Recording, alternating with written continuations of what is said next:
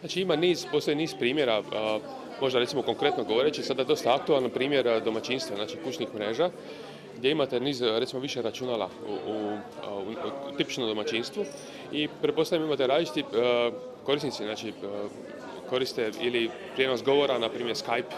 ili prijenos datoteka, na primjer P2P sustav i poznato je da postoji problem, znači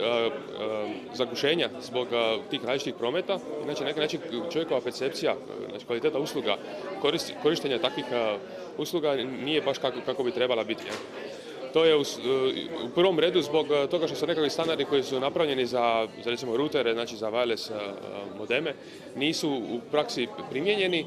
Tako da recimo neki od projekata gledaju načine kako na neki način imati inteligentne krajnje sustave, inteligentne PC-eve koji bi sinkronizirali, na primjer, ako imate konkretno jedan scenarij, recimo jedno računalo koje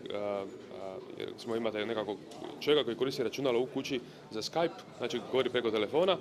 i na drugom recimo se prenosi nekakva P2P datoteka, potrebno je sinkronizirati u biti njihov rad. To do sada recimo trenutno u praksi ne postoji, znači to je jedan recimo od primjera.